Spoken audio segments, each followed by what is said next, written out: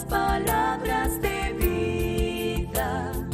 Hallo en ellas mi gozo y luz, bellas palabras de vida.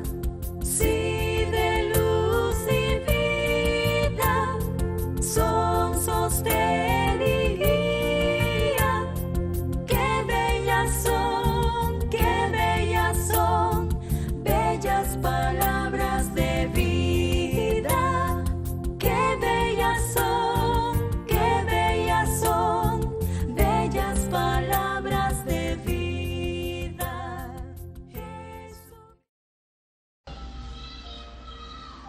Y vamos a estar con el corazón abierto para recibir de la palabra de Dios en este día.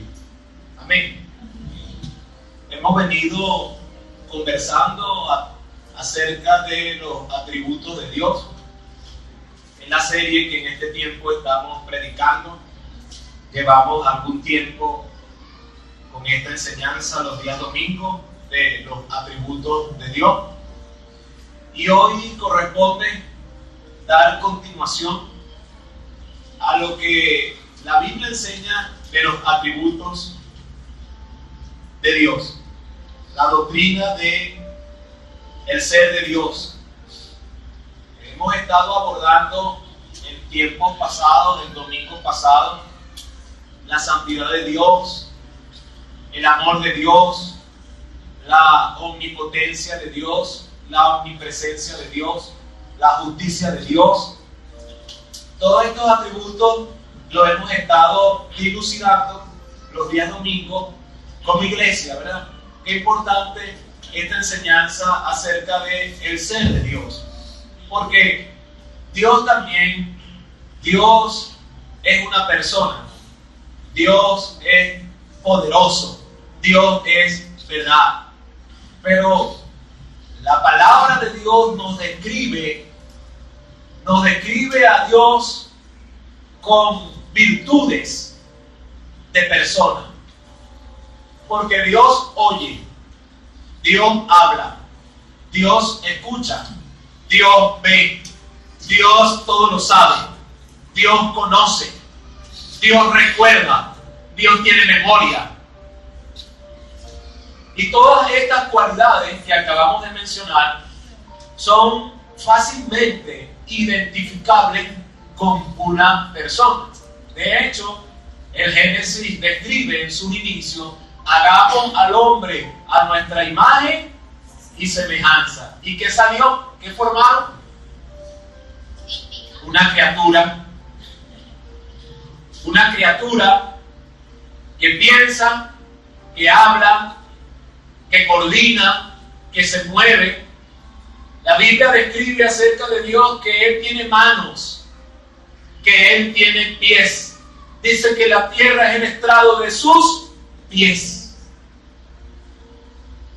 Su trono está en el cielo y la tierra es el estrado de sus pies. El estrado era un escaloncillo. Eso es lo que significa estrado. Era un escaloncillo que los tronos del rey, el rey tenía un trono, y ese trono tenía un estrado que era un escalón que estaba alrededor del trono, y eso hacía que el trono estuviese más alto que el suelo. Eso representaba que el rey estaba por encima del pueblo. Y con respecto a nuestro Dios, la Biblia dice que la tierra es el estrado de sus pies. Nuestro Dios está sentado en su trono está en el cielo. Y esta tierra, este planeta que a usted le parece inmensamente grande, es para nosotros, ¿verdad? Todo el universo, la tierra. Para Dios, la tierra es el estrado de sus pies. Nuestro Dios es poderoso y Él posee unos atributos que hemos estado aprendiendo en la iglesia, ¿verdad? Muchas personas a veces no conocen al Dios de la Biblia. Tristemente, en este último tiempo se ha estado conociendo o se ha estado hablando de un Dios que ellos mismos han creado, de un Dios que la cultura, la sociedad ha venido formando. Pero cuando revisamos en las Escrituras, posiblemente ese Dios que la cultura y que las sociedades y que el hombre, los pensadores, los filósofos y una cantidad de influencias que se han venido concretando alrededor de la persona de Dios. Y la gente ha formado una imagen y un pensamiento de Dios que triste y lamentablemente es erróneo, es equivocado. No es la imagen ni el pensamiento de Dios, no es lo que la Biblia enseña acerca del Dios eterno, santo, fiel y poderoso.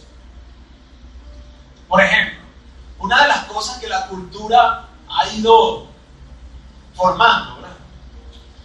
Dios dice, la palabra de Dios dice, sí, porque la Biblia dice, se comenta por los pasillos, la Biblia dice, ayúdate que yo te ayudaré. ¿Se da cuenta? Esa Biblia que dice, ayúdate que yo te ayudaré, no sé qué Biblia será, porque ni la Biblia del Mormón dice eso, ni la Perla Negra del Mormón, que es un libro apócrifo y es un libro hereje que los mormones usan, dice eso. Ese ayúdate que yo te ayudaré, que algunas personas dicen que Dios lo dice, yo no sé de dónde ellos lo han formado, de dónde ellos lo han creído, de dónde ellos han sacado ese concepto, pero de la Biblia, de los 66 libros de la Biblia que están legítimamente reconocidos y que son inspiración divina de Dios, no es. Porque este manuscrito, este volumen, estos 66 libros que están juntos en un solo tomo que se conoce como la Biblia, no menciona ayúdate que yo te ayudaré. Entonces, así como este tipo de cosas, hay muchas otras cosas que las sociedades y las culturas han ido formando alrededor del pensamiento de Dios o alrededor de la enseñanza de Dios, pero muchas de estas cosas no son verdaderamente Dios, no se encuentran registradas verdaderamente en las Escrituras, no están legítimamente enmarcadas en la palabra de Dios. Pero lo que hemos estado nosotros enseñando acerca de los atributos de Dios, eso sí está enmarcado en la palabra de Dios.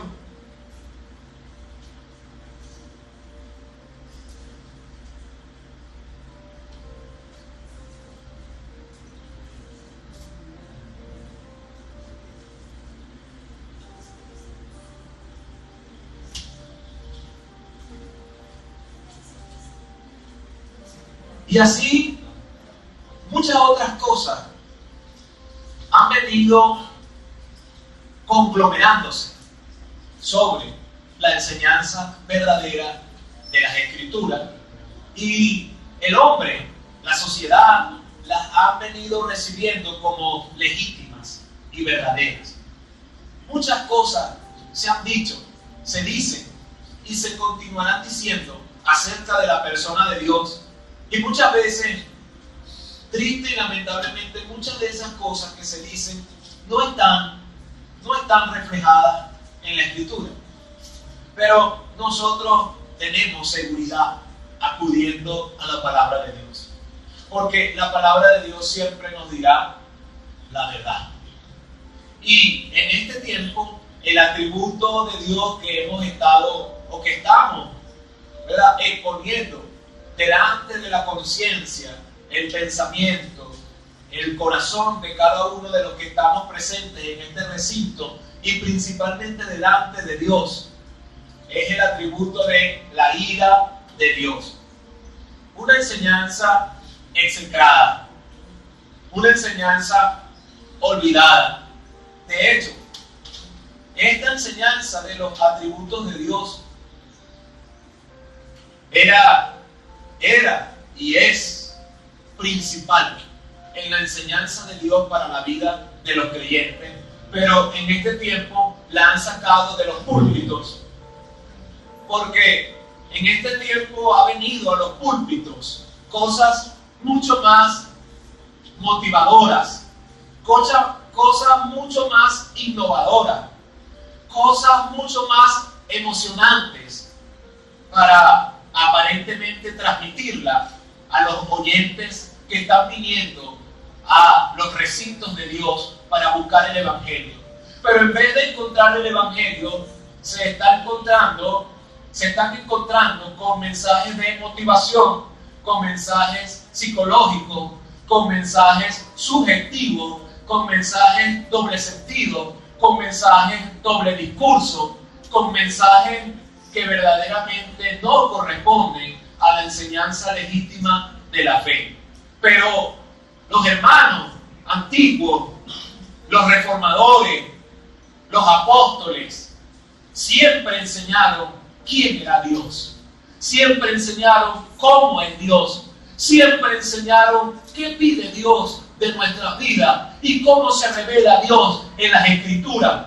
Pregunto a los que podemos estar presentes en esta mañana, ¿habrá algo más emocionante para la vida de un hombre que conocer quién es Dios? ¿Habrá algo que emocione el corazón del hombre de una manera mucho más distractiva o mucho más, no sé, ¿qué pudiera emocionar a un hombre más? ¿Qué pudiera emocionarlo más que conocer cómo es Dios? ¿Quién es Dios? Posiblemente al hombre de este tiempo lo emocionan las divisas, las finanzas, la economía, la liquidez económica o la solidez económica. Pero el hombre que es emocionado y que es atraído por estas cosas y no por conocer quién es Dios o cómo es Dios, ese hombre está muerto en sus delitos y pecados. Pero yo creo que no hay algo más emocionante, no hay algo más hermoso, no hay algo más satisfactorio para la vida de un hombre que conocer quién es Dios, cómo es Dios.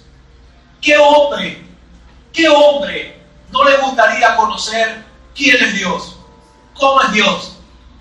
Y el pensamiento pudiera volar y decir, es imposible, nadie puede saber cómo es Dios, quién es Dios. Pero déjeme decirle en esta mañana, hermano, que eso no es cierto. Es posible conocer quién es Dios. Es real que un hombre en este tiempo, en el tiempo antiguo y en los tiempos futuros pueda conocer cómo es Dios y quién es Dios. Eso es factible y posible. ¿Quiere que le diga por qué? Porque el Señor dejó una palabra que dice quién es Él y cómo es Él. Y si su palabra nos dice y nos enseña quién es Él y cómo es Él, es porque es posible conocer quién es Dios y cómo es Dios. Es posible, hermano. Si no fuera posible, la Biblia no dijera quién es y cómo es. ¿No cree usted que es posible en este tiempo y en todos los tiempos conocer quién es y cómo es Dios? ¿Es posible o no es posible? Pero surge una pregunta: ¿por qué el hombre parece que en este tiempo eso no le interesa? ¿Por qué el hombre parece que eso no le emociona? ¿Por qué el hombre parece que eso no le causa sensación? Porque el Evangelio, tristemente, en estos días se ha convertido todo en una sensación. Se trata, para muchos, el Evangelio se trata de sentir. Si yo siento, mire cómo se me espeluca el cuerpo, mire, es que cuando el pastor estaba hablando, yo sentí como una cosa aquí en la barriga, yo sentí como una corriente en el cuerpo. Y para muchas personas, el Evangelio se ha convertido en una sensación. Si ellos no sienten, no están satisfechos. Pero el Evangelio no es una sensación, hermano. El Evangelio es nacer de nuevo del agua y del Espíritu. El Evangelio es abandonar la vida de maldad y de pecado y venir a la vida de la obediencia y de la fe en Cristo.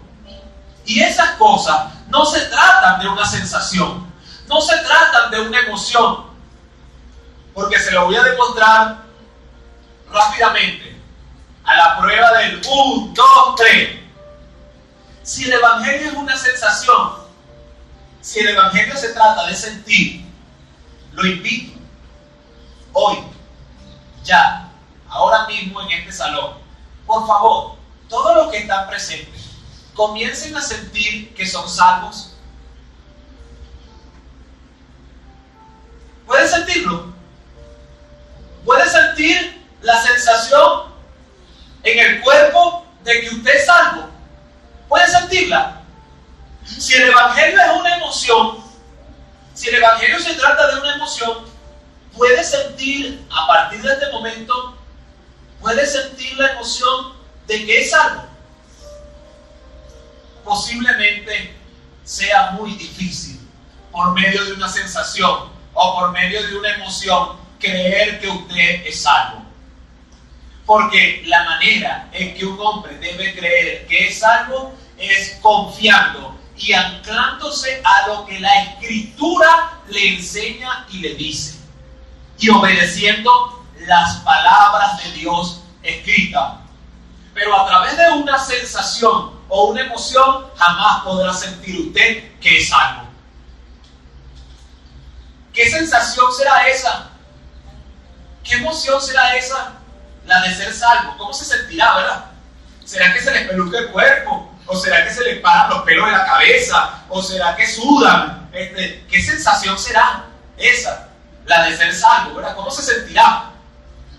Nosotros no somos salvos por una sensación, hermano. Nosotros somos salvos por la gracia y por la fe. ¿Y cómo sabe usted dónde se encuentra la gracia y la fe? Porque la Biblia se lo dice.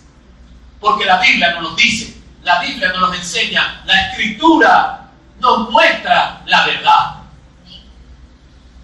Pero si usted va a venir al Evangelio por una sensación, o por una emoción, o por un sentimiento, posiblemente nunca va a ser salvo, hermano.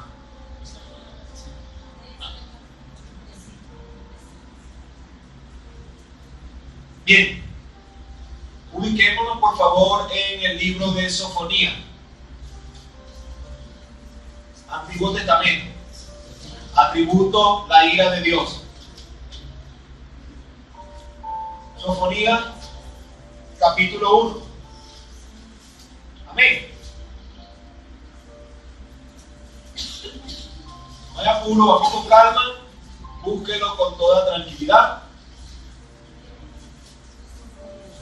Sofonía, capítulo 1, Antiguo Testamento, después de Nahum, por ahí está cercano, sigue adelante y se va a encontrar Sofonía, después de Habacuc se va a encontrar Sofonía.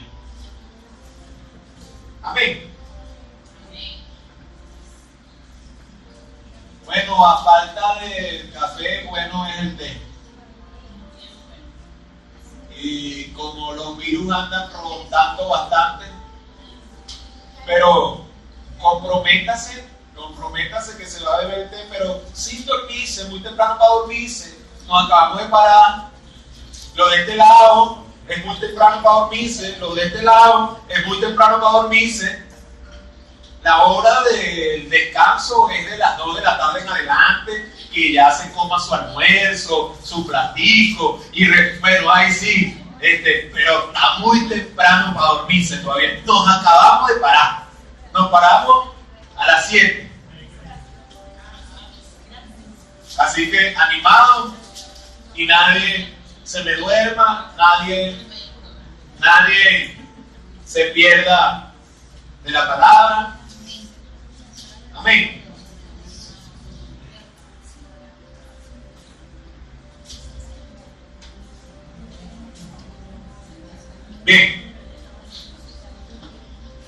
Hermano, alguien por favor que pueda darle lectura al versículo 1 del capítulo 1 de Sofonía. Palabra de Jehová que vino a Sofonías, hijo de Cusi, hijo de Gedalías, hijo de Amarías, hijo de Ezequías, en días de Josías, hijo de Amón, rey de Judá. Amén. Posiblemente no sé si alguien haya captado, pero es interesante ver que, hermano, para servirle a Dios, Dios puede hacer como Él quiera y puede llamar a quien Él desee llamar y puede salvar a quien Él desee salvar. Sofonía no era un hombre de Dios como, escucha hermano, Sofonía no era un hombre de Dios como el hito. En este tiempo hay un hito por ahí que dice que los cristianos todos somos unos fracasados, que estábamos perdidos y que como todos nosotros éramos unos bebedores de aguardiente, que no servíamos para nada y éramos lo peor, pues. Y como éramos lo peor, por eso es que nos metimos a cristianos. Así dice la gente, ¿verdad? Ah, ahora sí, míralo como anda. Después que no servía para nada. Ese era un borracho. Ese era, yo no estoy de... Porque todos los cristianos, antes de ser cristianos, eran malandros, bebedores y no servían para nada. Y ahora son cristianos. Eso, ese hito, ese molde en el que la sociedad han querido encajonar a los cristianos, no es verdad, hermano. Sofonía no era ningún malandro, Sofonía no era ningún pobretón, Sofonía no era ningún bebedor de aguardiente, Sofonía no era ninguna piltrafa humana, Sofonía no era un desecho de la sociedad, Sofonía era pariente de la familia real, es más, era bisnieto de Ezequías, un rey de Judá, un rey del pueblo santo. Sofonía venía de una familia prominente, tenían platica ahí la gente. En la familia de Sofonía no había necesidad. En la familia de Sofonía no era que Sofonía creyó en Dios porque no tenía, no. Sofonía era bisnieto de un rey de Israel. Ahí lo dice, verso 1, capítulo 1. Dice que Sofonía era la cuarta generación de ¿quién? Dice, hijo de Cusi, ¿de cuántas generaciones hay ahí?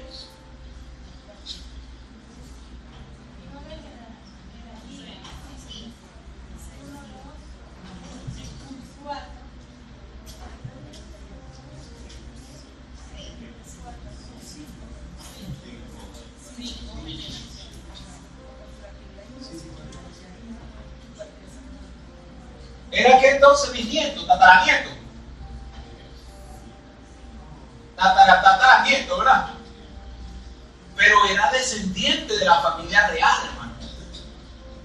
Y la familia acaudalada, desde todos los tiempos, cuando la familia ha logrado ser prominente, y mucho más cuando han logrado estar en el poder de una nación, esas familias siempre crecen y viven deshogadamente. Lo que estoy tratando de plantear es que es mentira lo que la sociedad y el mundo ha tratado de meternos a nosotros en la cabeza y en la mente de que los cristianos siempre han sido lo peor, la escoria del mundo, y después que ya no servían para nada, ahora sí eres cristiano. Eso no siempre ha sido así, hermano. Cristo ha salvado y ha llamado gente de todos los estatus, de todas las edades, de todas las posiciones y en todos los tiempos. Porque vemos aquí al profeta Sofonía, un profeta, el profeta Sofonía era conocido como el profeta cruel. A Sofonías le tenían un poquito de rabiecita. Porque usted lee el libro de Sofonías y Sofonías habla palabras muy duras. De hecho, quiero que sepan que él se conoce como el profeta del juicio de Dios o el profeta de la ira de Dios, porque cada hombre de Dios es levantado con un propósito distinto, hermano. Sofonías no profetizó lo mismo que profetizó Isaías. Isaías no profetizó lo mismo que profetizó Jeremías, o que profetizó Ezequiel, o que profetizó Joel. Jeremías era conocido como el profeta llorón. Ese sí lloraba, por todo lloraba. Pero Sofonías era conocido como el profeta cruel, el profeta de la ira, el profeta del juicio de Dios. Así conocían a Sofonías. Su mensaje era duro, su mensaje era fuerte, su mensaje casi no dejaba ver la esperanza de Dios. Su mensaje se basó y se fundamentó en el juicio y en la ira de Dios. Y cuando un hombre de Dios es levantado con estas características para avisar, para propagar, para llamar la atención del pueblo con un mensaje fuerte, con un mensaje prácticamente que raya en lo cruel, un mensaje que no deja casi ver la esperanza de un Dios misericordioso, sino que es un mensaje de ira, de juicio, ¿verdad?, de consecuencia.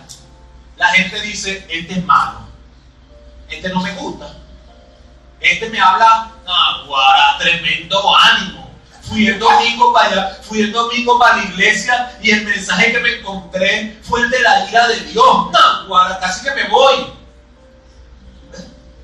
La gente no le gusta eso, hermano. Eso no es nuevo. Eso no es de ahora, de este tiempo. Eso ha surgido en todos los tiempos y en todas las épocas, cuando Dios ha levantado a un hombre con un mensaje en particular, con un propósito en particular, con una disposición en particular. A mucha gente no le gusta. ¿Por qué? Porque no encuadra, no encaja con el resto de lo que ya está propagado. De hecho, Sofonías no encuadraba, Sofonías no enmarcaba, Sofonías no encajaba con lo que la gente de su tiempo, los sacerdotes de su tiempo, los ministros de su tiempo, los que supuestamente eran líderes religiosos de su tiempo, no cuadraban con Sofonías, porque Sofonías estaba hablando una cosa muy diferente a la que ellos hablaban. De hecho, la ira de Dios vino a consecuencia del pecado del pueblo, del pecado del hombre, del pecado de Judá, del pecado de Asiria, del pecado de Nínive. La ira de Dios se levantó por causa, por consecuencia de todo esto. Y los líderes religiosos que estaban en su tiempo, que eran ministros, sacerdotes, ¿verdad?, no hacían nada para parar o frenar o tratar de disipar el mal y el pecado que en su tiempo estaba alrededor de ellos. Ellos no hacían nada. Por eso era que el pueblo los quería. Los líderes religiosos del tiempo de Sofonías, el pueblo los amaba. El pueblo los que, ustedes sí son buenos, qué brillantes líderes, tenemos los mejores líderes, tenemos los mejores servicios, tenemos ustedes sí nos gustan, ustedes sí nos agradan, porque ustedes nos permiten y ustedes nos dan, ¿cómo es que dicen los viejitos, man? En estos días el abuelo Joel me dijo esa palabra, es una palabra que ellos usan queriendo expresar misericordia. Es como queriendo expresar. En estos días yo le dije: ¿cómo está, abuelo? ¿Cómo está? Y el abuelo aquí esperando la... ¿cómo es? Conduelo. Esa misma es la palabra. ¿Cómo es? Conduelo. esa misma.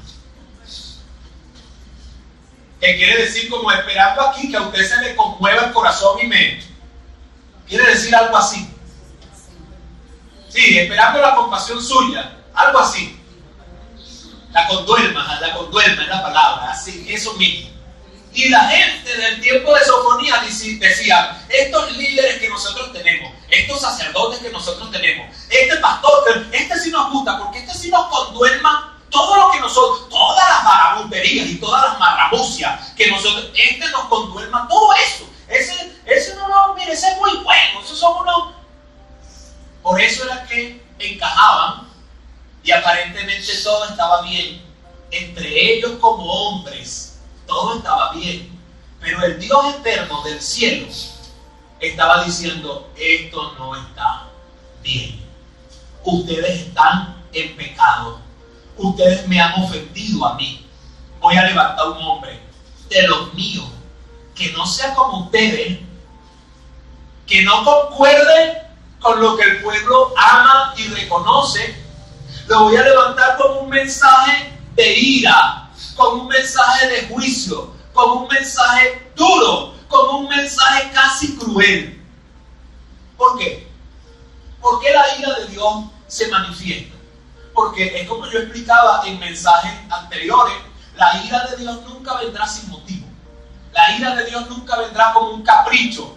Dios nunca va a decir, es que estoy muy bravo, es que Dios nunca va a actuar como la criatura actúa, como usted y yo actuamos. Allá va Joel, no sabe que estoy bravo con él, no sabe todas las que me ha hecho. Es que mire, una más que me haga y lo destruyo, lo extermino. Mire, estoy que le capto su chaparrita. Así es la ira del hombre, ¿verdad? La criatura siempre, es quieto, yo lo voy a esperar en la bajadita. Una más, le voy a esperar de que me haga una más. Y si me la hace, ay papá, cuando entre por esa puerta, mire, me la voy a comer vivo. Le voy a decir todas sus cosas, le voy a poner, y algunos que son un poco más refinados, ¿verdad? Se han refinado un poco más. Cuando vengan, le voy a poner todos los puntos sobre la gente. Le voy a poner todas las cartas sobre la mesa. Lo que ellos están queriendo decir es, cuando venga lo voy a insultar. Solamente que han logrado decirlo de una manera que suene más decente, ¿verdad? Una manera mucho más digerible, mucho más, que se traga más fácil. Y entonces quien nos escucha, oye, yo soy educado, ¿verdad? Dijo que cuando venga le va a poner todos los puntos sobre la I. Es mentira, es lo que está diciendo. Apenas venga lo voy a insultar y le voy a decir que estoy cansado, que ya estoy obstinado, que no le voy a aceptar más eso.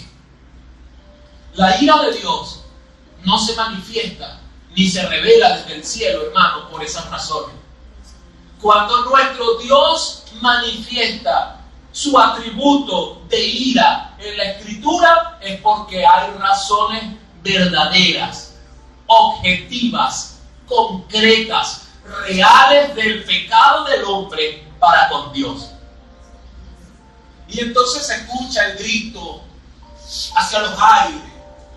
¡Ah, Dios mío! ¿Por qué? ¿Por qué? La criatura gritando, ¿verdad? ¿Por qué? Sin entender qué está sucediendo, qué pasa. Pero el Dios eterno y santo pudiera estar diciendo, en consecuencia de tu maldad y de tu pecado, la Biblia dice, por esta causa se revela la ira de Dios contra toda impiedad de los hombres en la tierra que detienen la justicia con maldad. Dice, por esta causa se revela la ira de Dios contra toda impiedad, contra toda injusticia de los hombres en la tierra que detienen la verdad con mentiras. Romanos capítulo 1 y 2. Usted lee Romanos capítulo 1 y 2 y le dice eso. Cuando la ira de Dios se manifiesta, es porque hay razones, motivos verdaderos. En el caso de Sofonía, había pecado en el pueblo. Hermano, amigo que estás en esta mañana aquí en la casa de Dios, sería bueno que tú pensaras en este tiempo que si la Biblia enseña que el atributo de la ira de Dios se manifiesta a consecuencia de, repito, piensa amigo, piensa hermano, si la Biblia muestra y enseña que la ira de Dios se revela y se manifiesta a consecuencia de, la pregunta buena en esta mañana sería: ¿y usted delante de Dios cómo está? ¿Cómo está viviendo? ¿Cómo se conduce usted? ¿Cómo camina usted delante de Dios? ¿Cómo piensa usted delante de Dios? ¿Cómo actúa usted delante de Dios? Porque si la respuesta es en pecado, en maldad, en dureza, en incredulidad, en desobediencia, en lujuria, en pasión, en lascivia, en avaricia, debes tener cuidado, amigo. Debemos tener cuidado, porque la ira de Dios se manifiesta y se ha manifestado y se manifestará siempre a consecuencia de. Y esa consecuencia de no es cualquier cosa, siempre es de el pecado, siempre es de la maldad, siempre es de la injusticia, siempre es de lo que desagrada a Dios. Entonces a veces queremos que Dios nos ayude, queremos la ayuda de Dios, queremos el socorro de Dios, queremos la guianza de Dios, pero no obedecemos a Dios, pero no confiamos en Dios, pero no creemos en Dios, pero no somos fieles a Dios, pero no hemos creído en el Evangelio. Y si no hemos hecho ninguna de esas cosas, pudiera la palabra estarte diciendo en esta mañana que en vez de recibir el bien que tú deseas, pudieras más bien estar propenso a recibir la ira de Dios. Porque la ira de Dios es un atributo de Él. Y dice, voy a leer desde el versículo 2 en adelante. Destruiré por completo todas las cosas de sobre la faz de la tierra, dice Jehová. Mire lo airado que estaba el Dios Santo. Él está diciendo, Él dijo, y está diciendo ahora también, destruiré por completo todas las cosas de sobre la faz de la tierra. Esta palabra profética de Sofonía, pero que tiene vigencia hasta el día de hoy, se cumplió en una medida, porque Judá, el pueblo de Israel, fue invadido por Babilonia, y Babilonia destruyó a Israel en gran parte. Nabucodonosor, cuando entró, arrasó con todo lo que encontró. Nabucodonosor fue el brazo ejecutor de la ira de Dios sobre la maldad, sobre el pecado de su pueblo. Porque Dios puede hacer lo que Él quiera. Dios puede hacer como Él desee.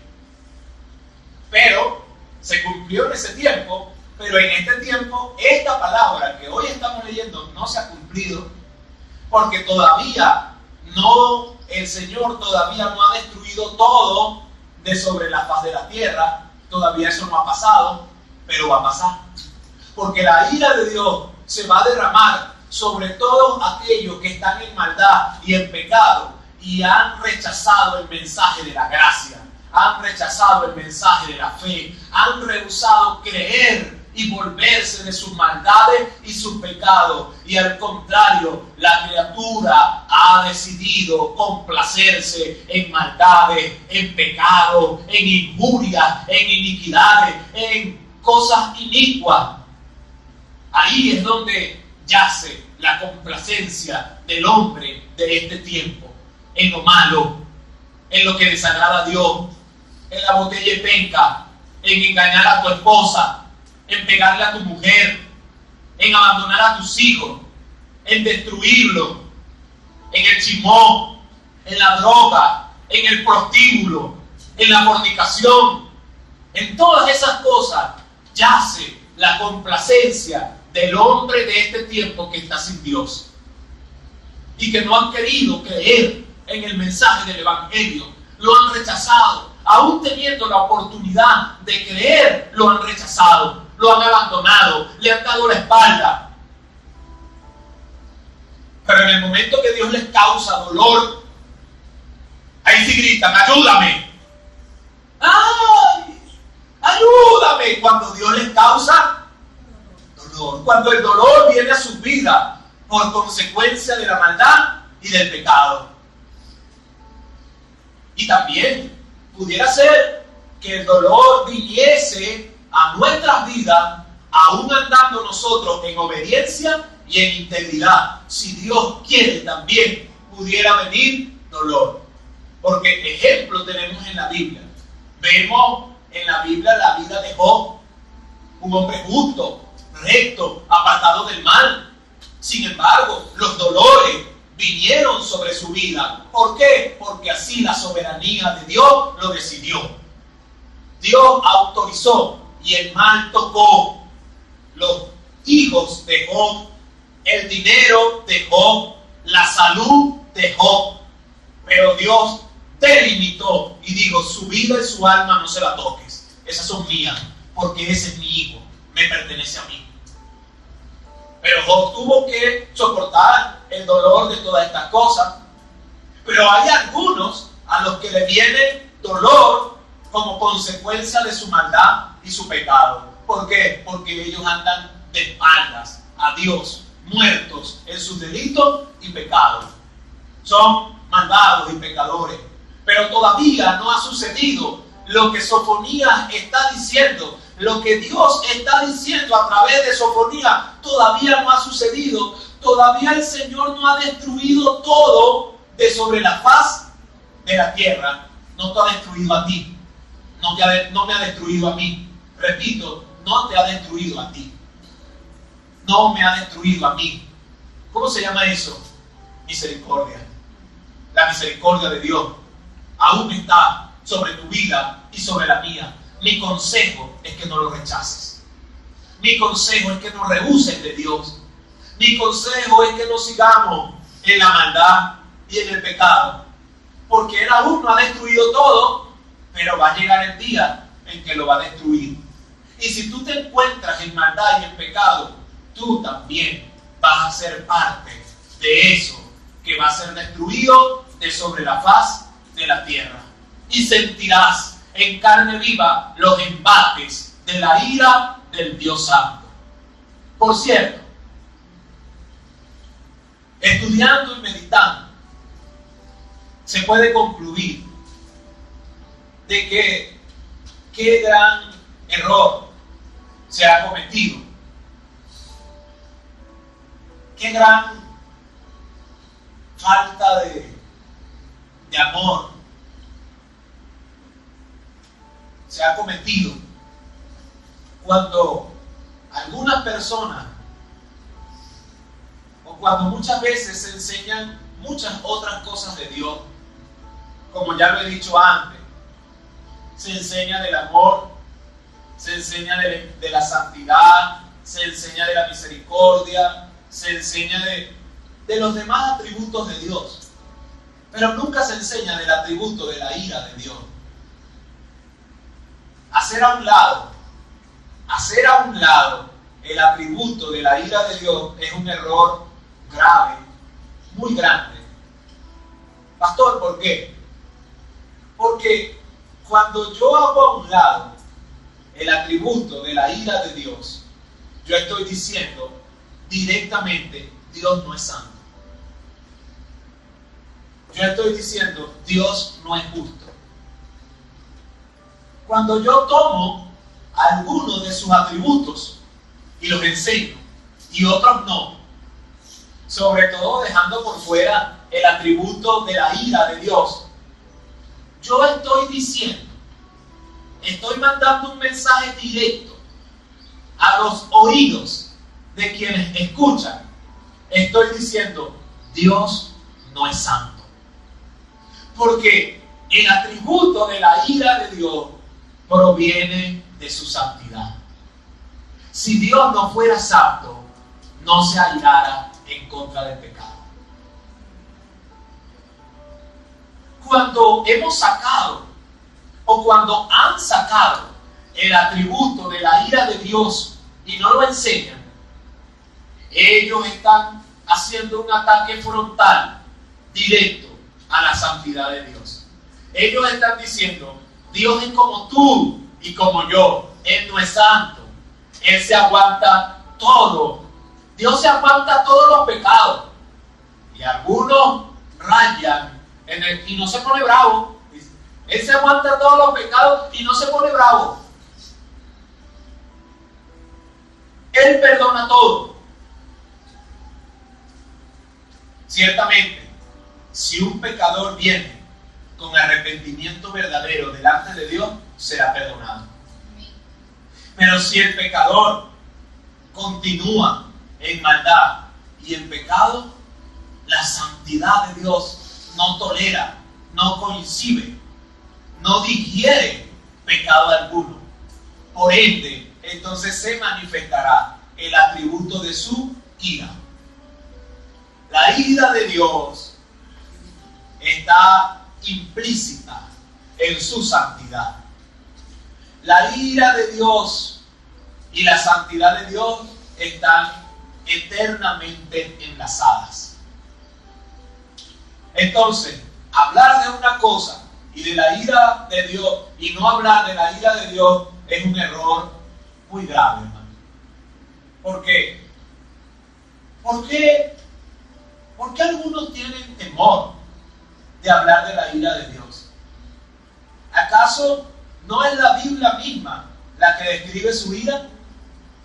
¿Acaso si un creyente en su casa agarra la Biblia y comienza a leerla, no podrá encontrar que la Biblia hace mención y enseña acerca de la ira de Dios?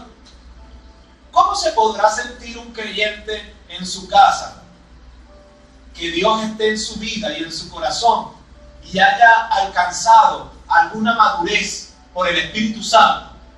¿Cómo se podrá sentir ese creyente si un día en su hogar se encontrara con Sofonías capítulo 1, con Nahum capítulo 1, y ese creyente dijera, pero yo tengo 10 años en la iglesia y nunca he escuchado una enseñanza y una predicación de la ira de Dios?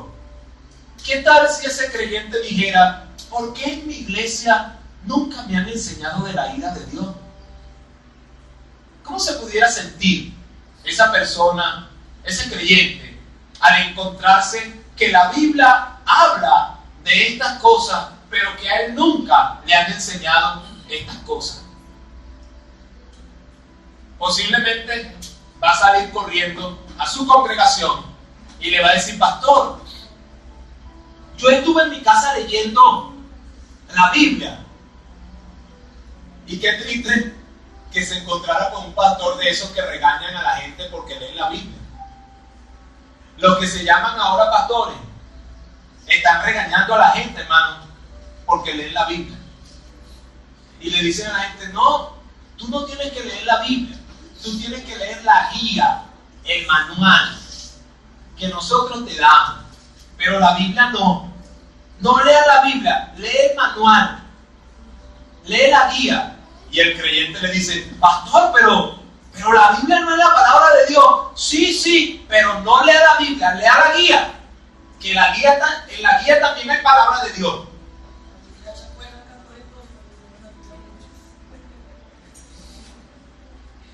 Pero la Biblia habla de la ira de Dios, hermano.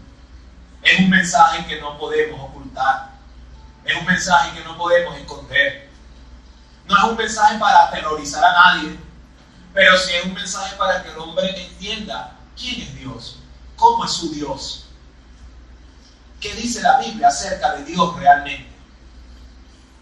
Destruiré por completo todas las cosas de sobre la faz de la tierra, dice Jehová. Destruiré los hombres y las bestias, Destruiré las aves del cielo y los peces del mar, y cortaré a los impíos. Destruiré los hombres, y más abajo describe qué clase de hombres son los que Dios va a destruir. Porque alguno pudiera pensar, aquí está diciendo el Señor que Él va a destruir a todos los hombres. No, no es a todos los hombres, es a los hombres impíos. Destruirá a los hombres impíos. La pregunta en esta mañana, ¿cómo te encuentras tú delante de Dios? ¿Cómo nos encontramos delante de Dios en este día? ¿Te encuentras en impiedad? ¿Te encuentras en maldad? ¿Te encuentras en pecado? ¿O te encuentras en obediencia, en integridad y en santidad para con Dios? Destruiré a los hombres impíos y raeré a los hombres de sobre la faz de la tierra, dice Jehová.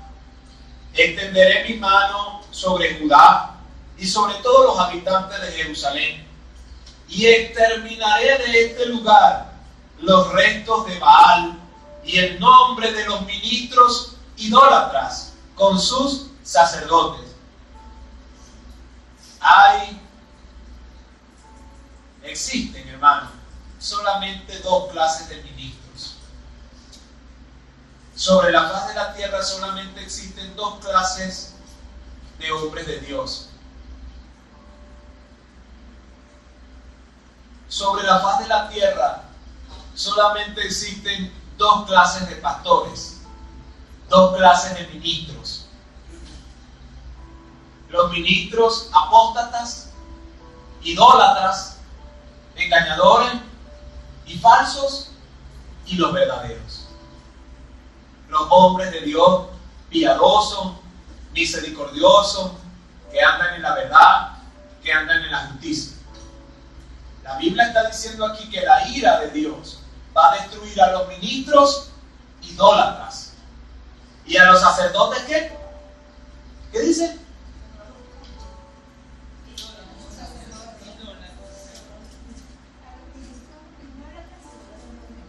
A los ministros idólatras y a los sacerdotes. En aquel tiempo, en el pueblo, había ministros y sacerdotes. Esas eran las personas que guiaban al pueblo en la fe. Eso era cuando estaba el templo, el tabernáculo. En este tiempo ya no está el templo ni el tabernáculo. Ahora está la iglesia de Cristo, la novia de Cristo. Pero sigue habiendo en este tiempo personas que guían al pueblo de Dios en la fe. En este tiempo son pastores, en este tiempo son maestros, en este tiempo son ancianos, en este tiempo son obispos. Y ciertamente sigue sucediendo, hermano. Hay pastores idólatras y hay pastores genuinos y verdaderos. Lo que cada creyente debe preguntarse es, en la congregación a la que usted pertenece, ¿está siendo dirigida por quién? ¿Quién está dirigiendo la congregación, la iglesia de la que usted es parte o donde usted asiste?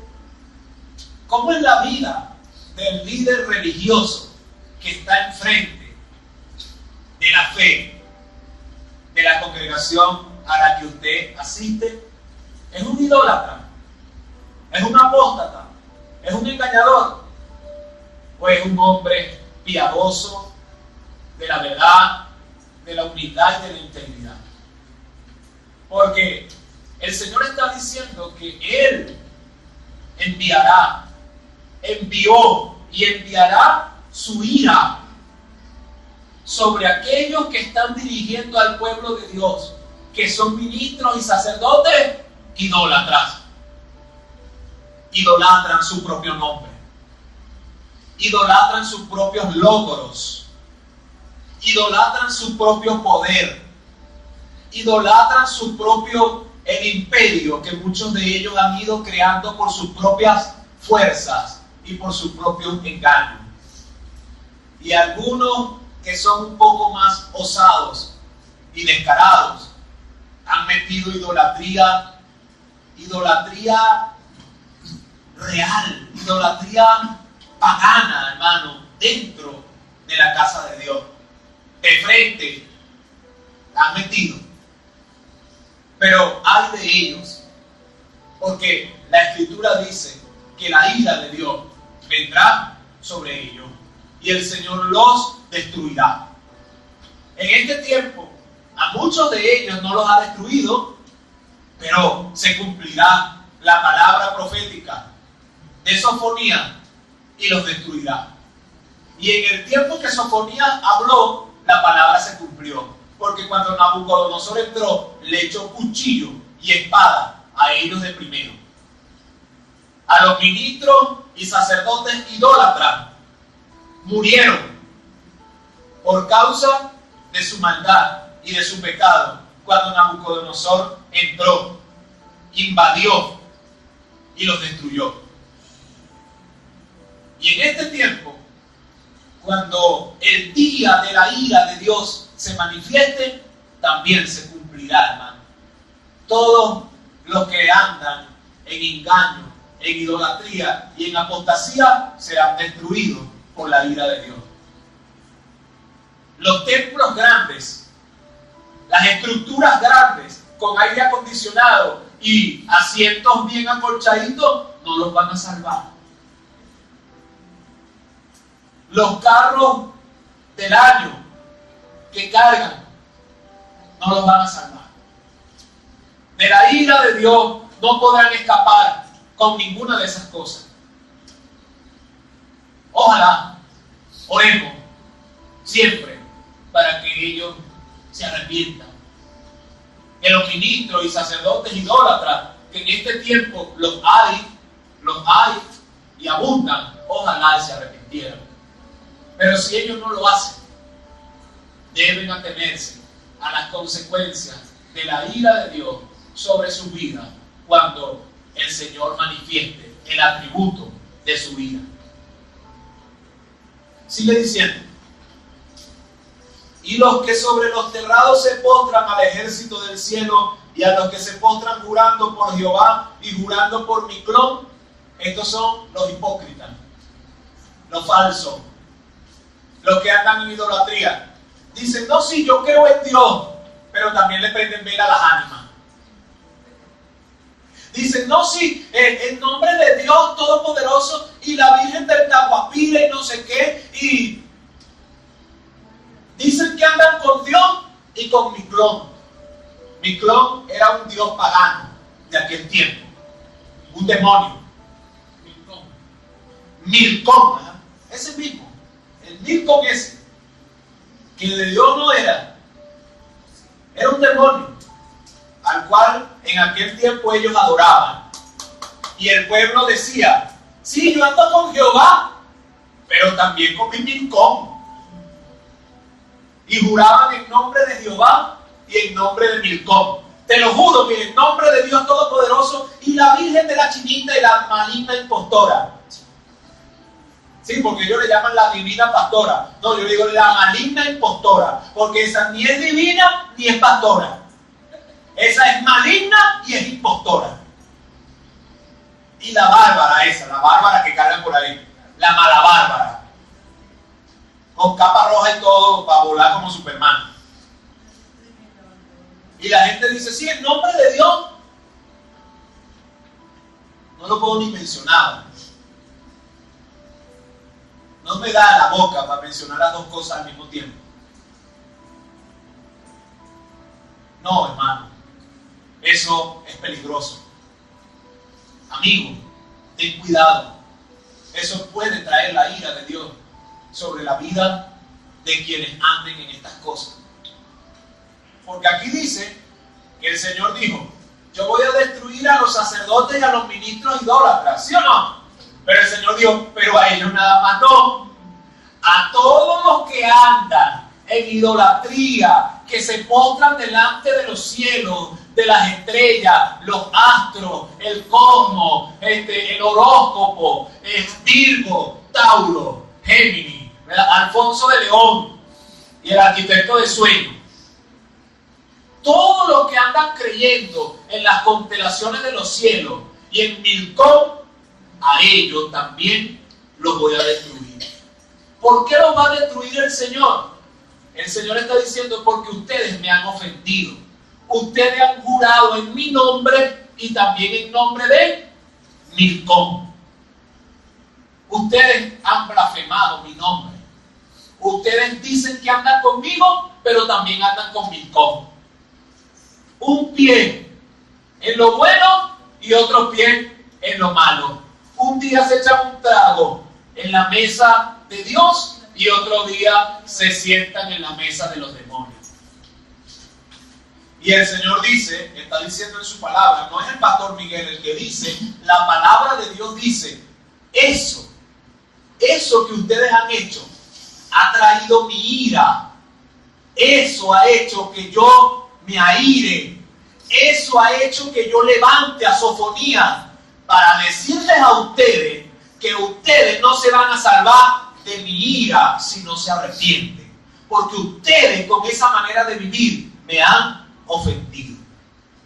Y aquel que dice, no, yo no, bicho, sape, yo no soy así, uy, yo no, usted también. Porque usted nombra a Dios y nombra a la Virgen.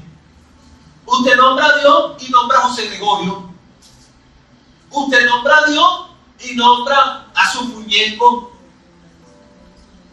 Usted nombra a Dios y nombra a Nicanor Ochoa.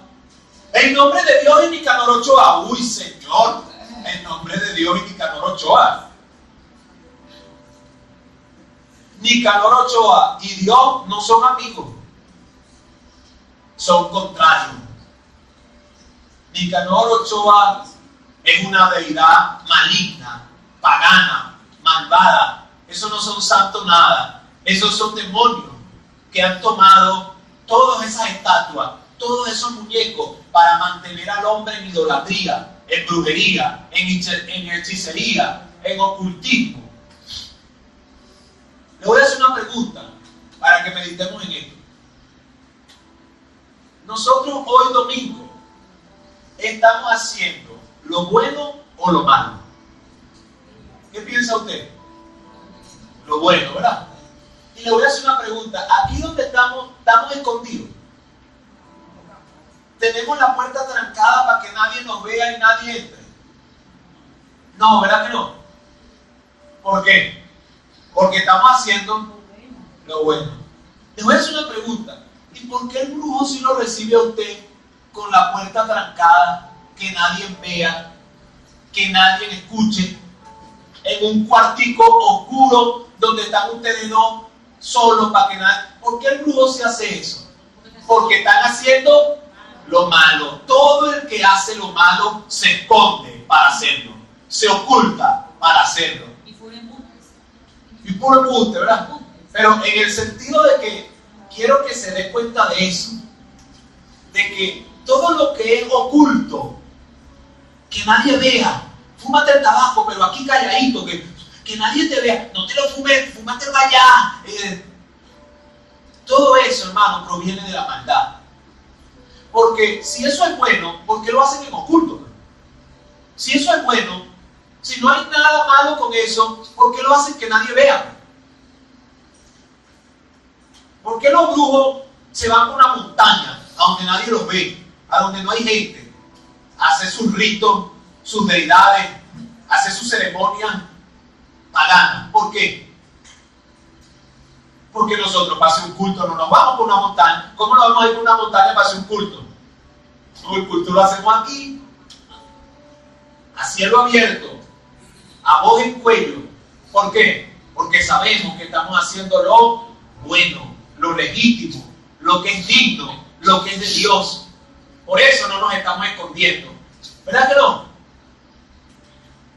Pero todas esas cosas que hoy en día se están practicando, que provienen de la mano de Milcom, el Milcom ese, son cosas ocultas, hermano.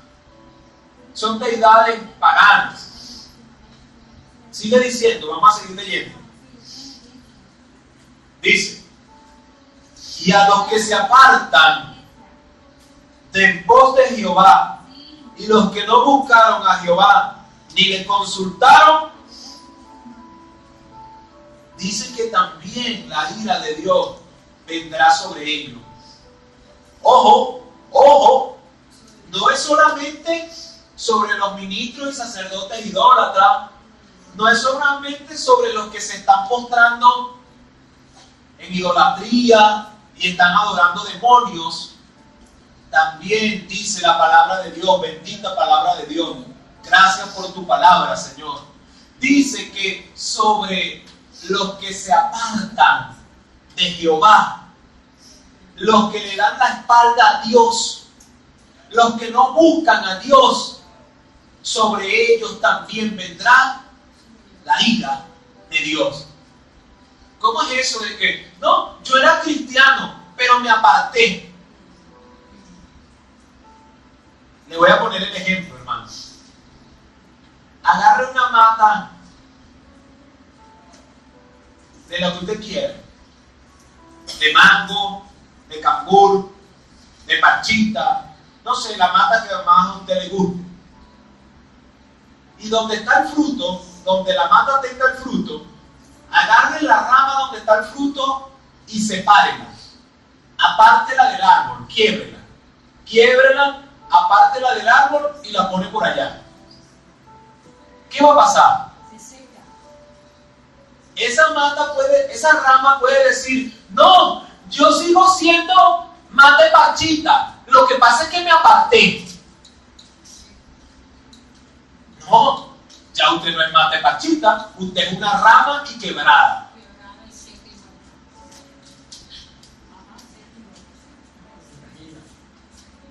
Entonces, como algunos dicen, no, yo era cristiano, pero yo me aparté, estoy apartado.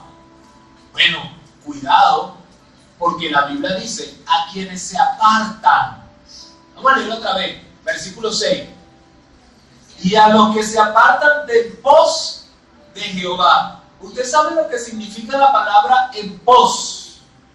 En pos, esa expresión, en pos de Jehová. ¿Sabe lo que significa? Significa que tus pies siempre vayan en la dirección de donde está Dios. En pos de Jehová quiere decir en dirección a Dios. Porque cuando una persona se aparta, cuando alguien se aparta, pregunto, ¿esa persona está en pos de Jehová? No. Y si está a espalda de Dios, la pregunta ahora sería en esta mañana, ¿y ahora con quién anda? Si ya no anda en pos de Jehová y se ha apartado de Dios y de Jehová, ¿con quién anda ahora? ¿Se da cuenta? No queremos ni decir nombre, ¿verdad? Pero sabemos con quién. Sabemos con quién anda. ¿Ven? Y el Señor está diciendo, con los que anden de esa manera, con los que se aparten de mí y dejen de estar en pos de mí, sobre ellos también vendrá mi ira. Sobre ellos también se manifestará el atributo de mi ira. Y debemos de ser conscientes, hermanos, hermanos y amigos, en el Señor hay promesas. Sí. Pablo le dijo al carcelero, tu casa y tú serán salvos. ¿Sí o no? Y también en Josué 24:15, mi casa y yo serviremos a Jehová. Eso es promesa. Esas son promesas. En el caso del carcelero, que está en el libro de los Hechos,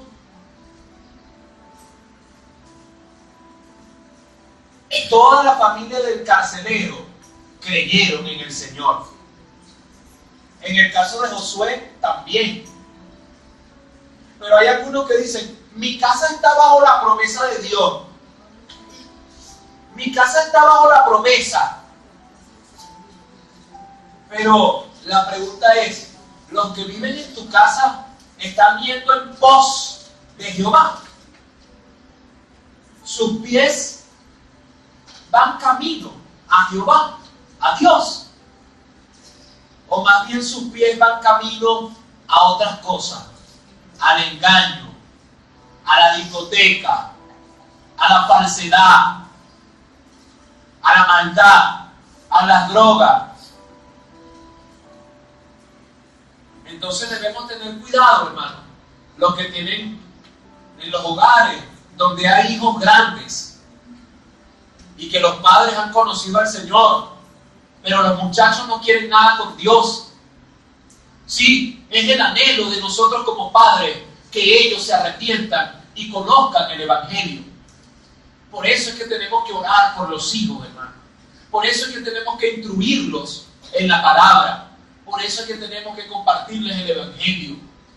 Por eso es que tenemos que preocuparnos por sus almas y por sus vidas. Porque si nuestros hijos grandes, si tus hijos grandes que estén en tu casa, sus pies comienzan a ir en pos de la maldad y de los demonios, debes saber que ellos podrían ser merecedores de la ira de Dios. Y nosotros como padres no vamos a querer que nuestros hijos se encuentren en esa condición, ¿verdad que no? Por eso es que tenemos que darles testimonio, por eso es que tenemos que hablarles, por eso es que tenemos que orar por ellos, por eso es que tenemos que esforzarnos para que los pies de todo aquel que esté en nuestro hogar vayan en pos de Jehová. Porque los que se apartan y los que están de espaldas a Dios, hermanos, se debe tener cuidado, porque la palabra dice que la ira de Dios pudiera venir sobre ellos si ellos no se arrepienten y creen. Pero el anhelo de nosotros como padres debe ser de que los pies de nuestros hijos vayan en pos de Jehová, no en pos del mal, no en pos del diablo, no en pos de la maldad y del pecado, sino en pos de Jehová. Porque ya hoy usted está conociendo en la Biblia que el Señor dice: los que se aparten de mí y sus pies no vayan en pos de mí, sobre ellos también podrá venir la ira de Dios si no han creído y se han arrepentido. Y dice: y los que no buscan a Jehová, los que no buscaron a Jehová, sobre ellos también. Hermano, usted y yo, amigo que estás hoy aquí, qué bueno es Dios que te ha dado la oportunidad de buscarlo, de buscar de Él, de acercarte a Él. Porque los que no buscan al Señor de verdad, sobre ellos también el atributo de la ira de Dios pudiera venir. Por eso es que usted y yo debemos encontrarnos. No, yo soy cristiano. Ay, pero hoy no tengo ganas de buscar de Dios. Hoy no tengo ganas de buscar de Dios. Porque aquí dice: sobre los que no buscaron a Jehová. Cristiano que estás aquí, hermano que has creído que estás aquí, ¿cuánto estás buscando de Dios? ¿Lo estás buscando? ¿Verdaderamente lo estás buscando? ¿Estás buscando al Señor como se requiere, como se necesita? ¿Lo estás buscando? ¿Buscas al Señor de verdad? ¿O todo es pura apariencia, superficial, pura falacia, puro bla bla bla? Pero de adentro del alma, del arrepentimiento verdadero, de la genuina y debida manera de andar en Cristo, nada. No, hermano, eso no es bueno. Debemos buscar al Señor de verdad. Debemos buscar al Señor de todo corazón. Porque, déjeme decirle algo, no buscar a Dios es pecado. No buscar a Dios es pecado. Sobre todo con el que sabe, sobre todo con el que ya sabe que tiene que buscarlo y no lo busca, es pecado. todo aquel que sabe que a Dios se le busca, que a Dios hay que buscarlo, y no lo están haciendo, hermano, amigo, eso es pecado. Pero hay esperanza. Si te arrepientes y vienes a buscar de Dios, el Señor te perdonará de todas tus maldades. Pero debes buscarle, debemos buscarlo. Porque la ira de Dios es real, es verdadera, es un atributo de Dios. Y se refleja, se manifiesta, vendrá sobre todo aquellos que no han buscado al Señor, sobre todo aquellos que se han apartado de Dios. Dice, versículo 7, dice, calla en la presencia del Señor, porque el día de Jehová está. Ya nuestro hermano Sofonías lo decía, el día de Jehová está. Yo hoy, en el 2019, digo, el día del Señor está cercano. No soy profeta, ni pretendo serlo. No voy a decir ni diré jamás que es mañana, que es dentro de 3 años, que mire esta señal, que mire aquí, no diré eso. Pero lo que sí diré es lo que la Biblia dice. El día del Señor está cercano. Y todo aquel que pudiendo prepararse no se prepare, sufrirá las consecuencias de la ira de Dios. Todo aquel que pudiendo arrepentirse no se arrepienta, sufrirá las consecuencias de la ira de Dios. Porque la pregunta en esta mañana es: ¿qué impide? ¿Qué impide que pongas tu vida a cuenta con Dios? ¿Qué impide que le busques? ¿Qué impide que le ames? ¿Qué impide que te humilles a Él? ¿Qué impide? No me digas, no quiero. No me digas que la respuesta es, no quiero, no lo siento, no me sale, no me late. Como dicen algunos, no, yo voy a ser cristiano, pero cuando yo lo sienta. Cuando yo lo sienta verdaderamente, cuando eso me salga del corazón. Y yo les pregunto, ¿y cuándo lo vas a sentir? ¿Cuándo te va a salir del corazón? Si el corazón lo tienes muerto y lleno de maldad y de pecado, ¿cuándo te va a salir de ahí ser del Señor? ¿Cuándo? Pregunto, hermano, ¿cuándo siente un muerto? ¿Cuándo un muerto podrá decir, no, yo me voy a levantar de aquí, pero cuando yo lo sienta? No lo puede, ¿verdad que no? ¿Por qué? Porque yace inerte, sin vida. El hombre que está sin Dios en sus delitos y pecados está muerto espiritualmente. ¿Y cuándo un muerto espiritualmente tendrá ganas? ¿Cuándo le va a salir de aquí del corazón tener ganas de buscar a Dios si está muerto espiritualmente?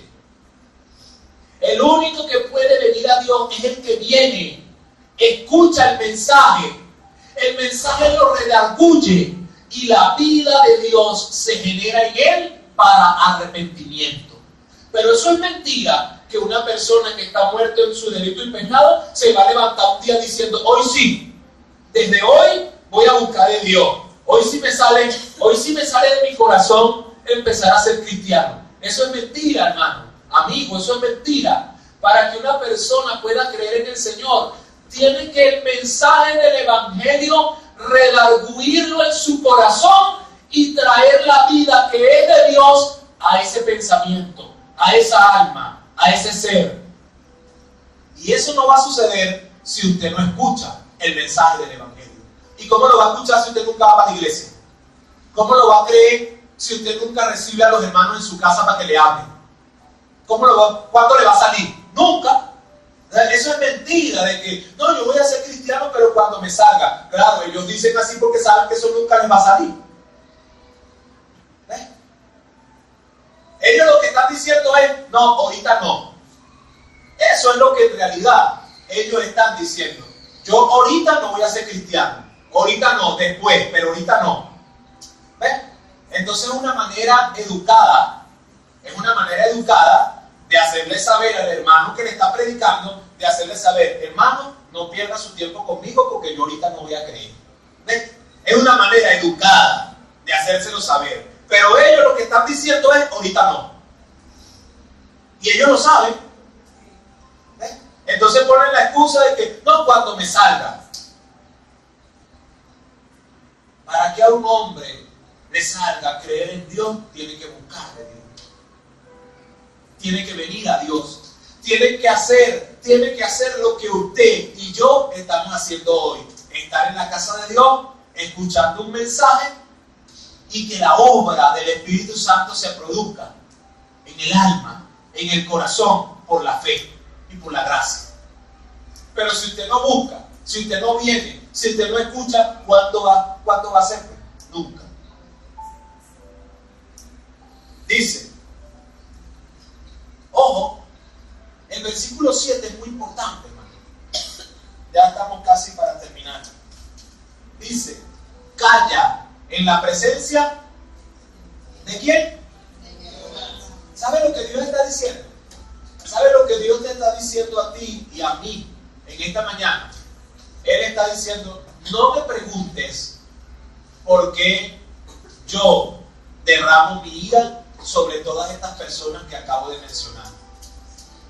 No me preguntes por qué. Él está diciendo, escucha, créelo y calla. Porque muchas veces Dios no quiere nuestras preguntas, hermano. Nosotros creemos que a Dios podemos acercarnos como nos acercamos a cualquier otro. ¿Y por qué? Señor, ¿y por qué tú eres así, pues? Naguará. La Biblia dice eso, Dios mío, tú vas a hacer eso. ¿Y por qué, Señor?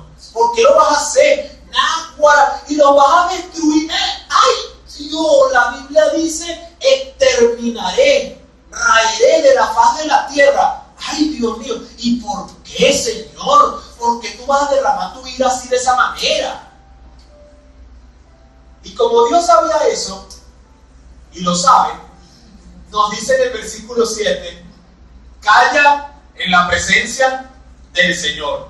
Nos dice, quédate quietecito, calladito, no me preguntes por qué. Yo tengo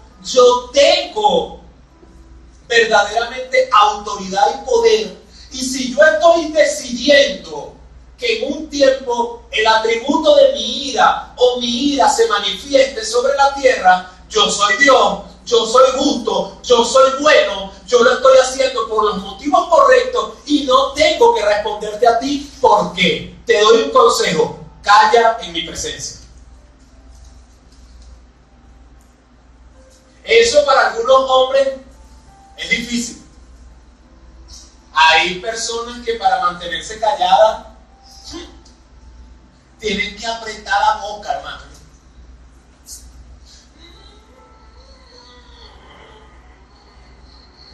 Porque hay algunos que dicen, ¿verdad? Me iré a coser la boca. Si no quieres que hable, si no quieres que pregunte, me iré a coser la boca, pues. Porque en verdad, hermano, hay hombres que no pueden, hermano. No pueden mantenerse callados, en silencio. Por ahí hay un dicho popular que dice, ¿verdad? El que calla otorga. Dice la gente. No, lo que pasa es que el que calla otorga. Sí, el que calla otorga. Nosotros le otorgamos a Dios todo poder, toda justicia, toda verdad, todo bien. Se lo otorgamos, le decimos, es verdad, Señor, yo calladito, yo delante de ti calladito, estoy mejor. Usted es Dios, yo no. Usted es sabio, yo no. Usted es todo santo, la santidad que yo tengo la consigo de ti. Si no fuera por ti, yo no la tuviera, porque tú eres el todo santo. Es verdad, Señor, tienes mucha razón, callo en tu presencia, porque calladito estoy mejor.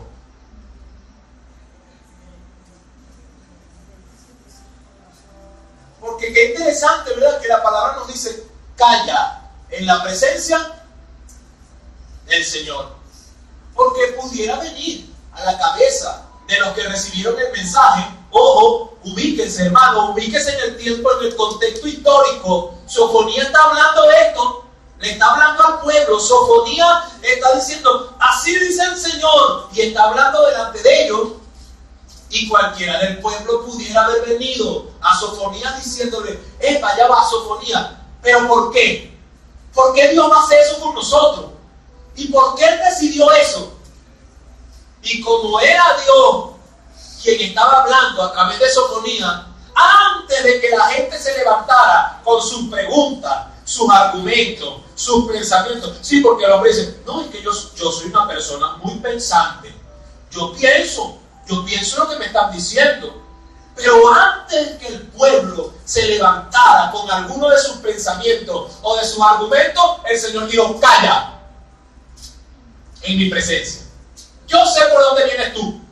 Yo sé que ya vienes con tus preguntas y con tus cosas y con tus argumentos y a quererme decir que por qué, que esto no me cuadra, que esto no me parece. Ya yo sé. Pero antes de que todo eso pase, calla en la presencia del Señor. Porque se trata de eso, hermano. Cuando nosotros callamos de la presencia de Dios, cuando nosotros callamos delante de la presencia de Dios, estamos diciendo, Señor, es verdad, hable usted y yo lo escucho. Lo que usted diga, así es. ¿Verdad que sí?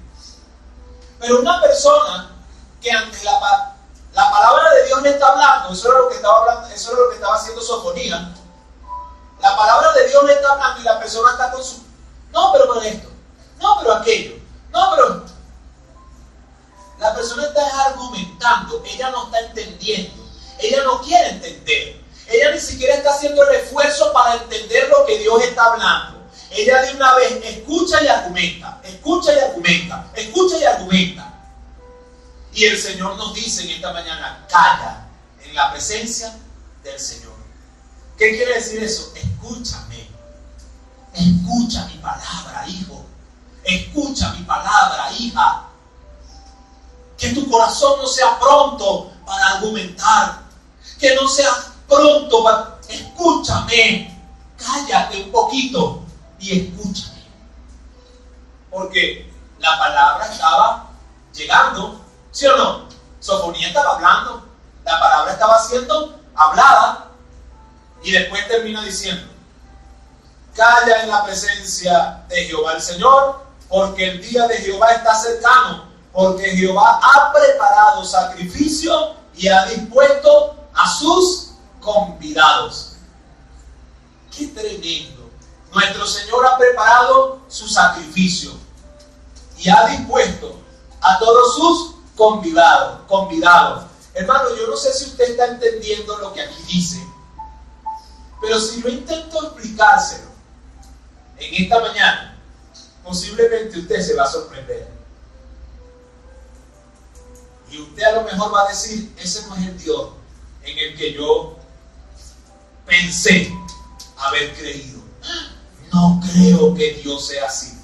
¿Sabe lo que Dios está diciendo ahí? ¿Usted sabe cuál es el sacrificio que Dios se ha preparado a Él mismo?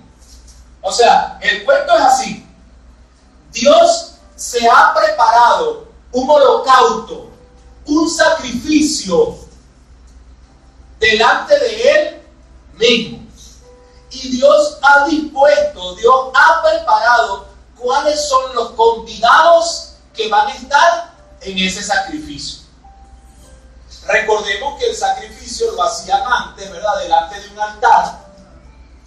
un altar, y en ese altar el sacerdote, el levita o el ministro llevaba el animal y lo sacrificaba delante de Dios y lo ofrecía delante del altar de Dios. Ese era el holocausto, el sacrificio. Y quienes asistían al sacrificio eran los que Dios decidía, que en aquel tiempo era solamente el sacerdote y los levitas. Ahí no podía estar más nadie.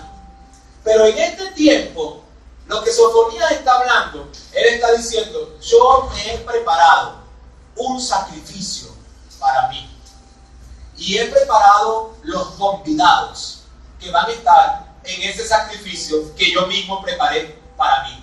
Pastor, pero échame el cuento. Dígame de una vez, ¿quién es ese sacrificio? Ese sacrificio es nada más y nada menos que la vida de aquellos malvados e inicuos que van a ser destruidos por la ira de Dios. Dios está diciendo, ya yo tengo preparado lo que les voy a hacer. ¿Y ustedes saben quiénes son los convidados? Todos aquellos que van a asistir para delante de Dios ser destruidos. Él es Dios. Él se preparó el sacrificio y se aseguró que ninguno de ellos faltara ese día.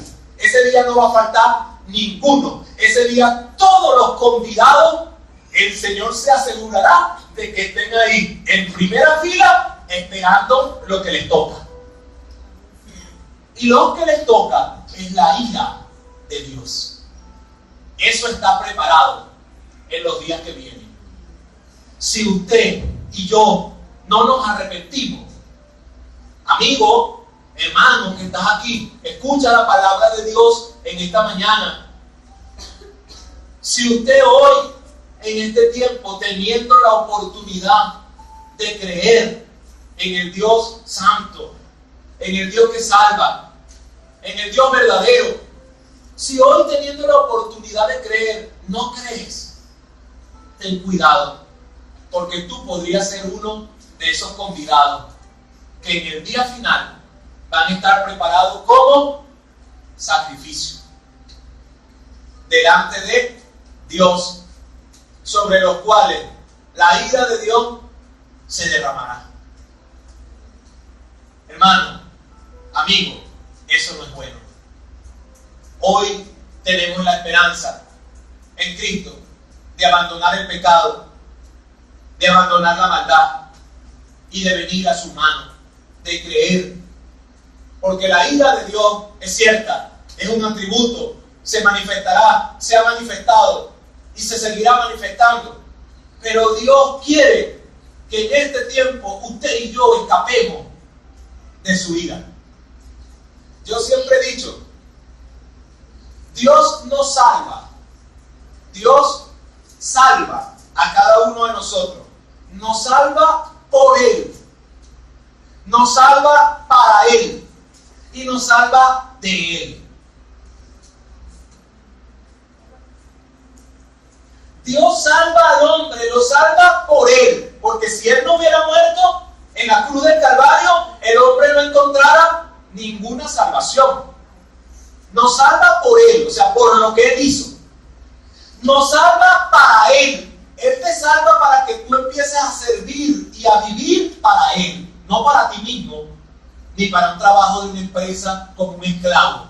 Dios te salva es para Él, para su gloria, para su obra, para su propósito, para su voluntad. Él te salva para Él, para que tú empieces a ser de Él y dejes de ser de ti mismo. Y te salva de Él. ¿Por qué de Él? Porque cuando su ira, el atributo de su ira se manifieste, si usted y yo hemos creído, habremos escapado de la ira de Dios. Usted se da cuenta, es Dios quien lo hace todo. Te salva por Él, te salva para Él y te salva de Él.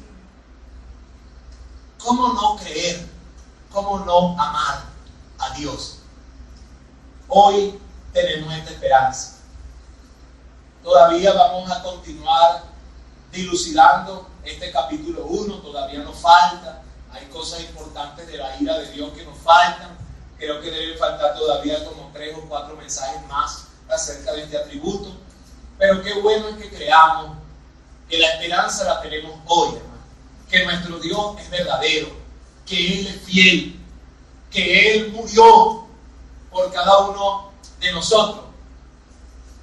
Y que Él quiere que abandones tu pecado y tu maldad y lo reconozcas a Él. Él no quiere que la ira de Dios venga, Él no quiere que su ira venga sobre ti y sobre mí. Pero si tú no te arrepientes y sigues en tu estado de maldad y de pecado, entonces tú serás en primera fila uno de los convidados. Tú estarás convidado porque habrá 2 clases de convidados. Los convidados para las bodas del Cordero somos uno, Y los convidados para el sacrificio de ira de Dios son otros. Lo que en esta tarde, ya en este mediodía, debes pensar es ¿a cuál grupo de los convidados quiere usted pertenecer? ¿O en qué grupo de los convidados quisiera usted estar? Yo le doy un humilde consejo. Los convidados para asistir a recibir toda la ira de nuestro Dios, yo le aconsejo que ese grupo no es bueno.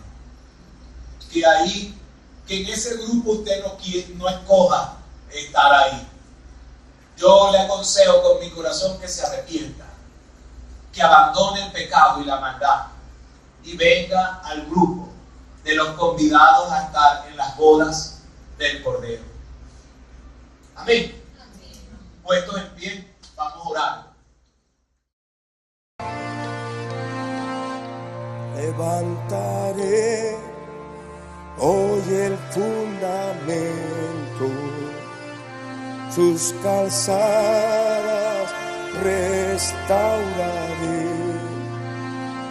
Levantaré muchas generaciones y su tierra sanaré, dice el Señor.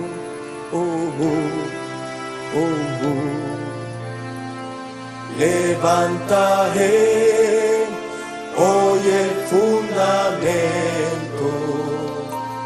sus calzadas restauraré. Levantaré muchas generaciones y su tierra sanaré, dice el Señor.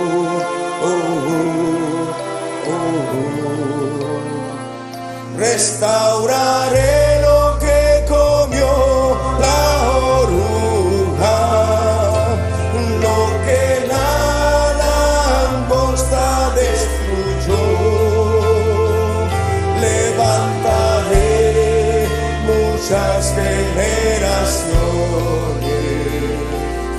y su tierra